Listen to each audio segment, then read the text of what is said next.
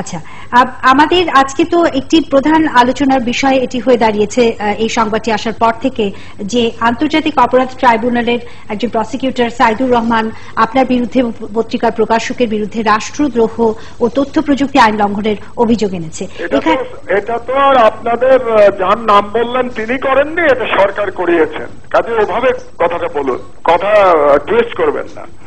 এটা মামলার জন্য সরকার গেছিল, আমাদের কাছে যে প্রথমে গেছিল শামসুদ্দিন মানিকের কাছে, যে শামসুদ্দিন মানিকের বিরুদ্ধে আমি মানি লন্ডারিং এর অভিযোগে মহামান্য রাষ্ট্রপতি এবং প্রধান বিচারপতির কাছে সুপ্রিম জুডিশিয়াল কাউন্সিল গঠনের আবেদন জানিয়েছি এবং সেই আবেদন মহামান্য রাষ্ট্রপতি গ্রহণ করেছেন।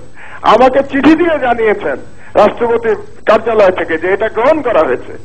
সেই বিচারপতি আমার মামলা কি শুনতে পারেন না। তো বাংলাদেশের বিচার ব্যবস্থা কোন পাতালে চলে গেছে এটা আরেকটা প্রমাণ শামসুদ্দিন চৌধুরী মানিকের আমার মামলা শোনা। এটা বোধহয় কোন আফ্রিকার জঙ্গলের কোন দেশে এই জিনিস হতে পারত না বিচারের নামে বাংলাদেশে। যেটা আমি সাইদুর রহমানের নাম বললাম কারণ সেই তথ্যই আমাদের হাতে আছে, সরকার করিয়েছে কিনা এটা আপনিই বলবেন, এটা আপনারই বলার কথা এবং আপনি বলেছেন। আপনি টেলিভিশন চালান, আপনি সকল তথ্য জানেন না? আপনি তো সকল তথ্য জানেন, তা আপনি সাইদুর রহমানের নাম বলছেন কেন? সাইদুর রহমান এবং এই রুল দেওয়া হয়েছে সন্ধ্যা 6টার সময়, আর 7টার সময় সিএমএম কোর্টে গিয়ে মামলা দায়ের করা হয়েছে। কোন রাজ্যে বাস করছি, কোথায় নিয়ে যাচ্ছেন আপনারা দেশটাকে? বিচারের নামে কি করছেন আপনারা? আপনি তো এখনো মুক্ত আছেন এবং আমাদের সঙ্গে কথা বলতে পারছেন। আমি এখনো বসে আছি পুলিশের জন্য। হোয়াট ডু মিন বাই মুক্ত থাকা? কিসের মুক্ত? বাংলাদেশে কে মুক্ত আছে? বাংলাদেশ একটা 54,000 বর্গ মাইলের কারাগার, 16 কোটি মানুষ এখানে চলে আছে। এখানে একটা মানুষ একটা ব্যক্তি বা একটা পরিবারের রাজত্বে পরিণত হয়েছে বাংলাদেশ। এখানে পুলিশ সবকিছু তার আন্ডারে। এখানে যে দ্বিতীয় যে অভিযোগটা আনা হয়েছে যে তথ্য প্রযুক্তি আইন লঙ্ঘনের অভিযোগে, সেখানে মানে সংবাদপত্র হিসেবে সম্পাদক হিসেবে আপনার সোর্স প্রকাশের বাধ্যবাধকতা নেই, কিন্তু কোনো আইন ভেঙে আপনারা এই তথ্য সংগ্রহ করেছেন কিনা এই প্রশ্নটা বারে বারে উঠছে।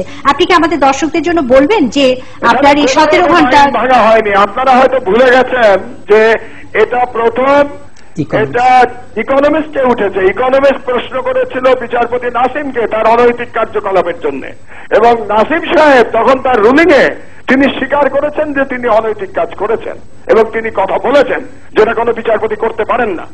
এবং করার পরে তিনি রুল ইস্যু করেছেন এটা ইকোনমিস্টের বিরুদ্ধে, এবং ওই রুলিং এ তিনি বলেছেন যে এই হ্যাকিং এর দায়িত্ব ইকোনমিস্টের, এবং সেটার দায়িত্ব এখন তারা আমার দেশের ঘরে চাপাচ্ছে।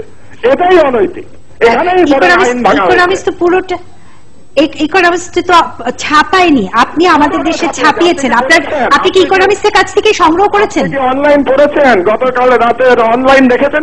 হ্যাঁ, অনলাইনে দেখেছি। সম্পূর্ণ ছাপা হয়েছে। আপনি মিথ্যা তথ্য দিচ্ছেন কেন যে ইকোনমিস্ট ছাপায়নি? না, সেটা তো ওই ঘটনার পরে ব্লগে বিভ্রান্ত করছেন কেন? আপনার দর্শকদের বিভ্রান্ত করছেন কেন? না, দর্শকদের বিভ্রান্ত করতে চাই না বলেই আপনার সঙ্গে সরাসরি কথা বলছি। বিভ্রান্ত করবেন না। ইকোনমিস্ট ছাপিয়েছে, ইকোনমিস্ট তার মতো করে ছাপিয়েছে, ইকোনমিস্ট তাদের মন্তব্য দিয়ে ছাপিয়েছে। আমরা কোনো মন্তব্য দেইনি, আমরা শুধুমাত্র তথ্যটা জনগণের অধিকার আছে, জনস্বার্থে আমরা প্রকাশ করেছি। এখানে কোন রকম আইন ভাঙা হয়নি। সরকার যেটা করছে গায়ের জোরে করছে, বাকশালী ফাঁসিবাদী কায়দায় করছে। আপনাকে অনেক ধন্যবাদ আমাদের সঙ্গে টেলিফোনের মাধ্যমে যোগ দেওয়ার জন্য। কথা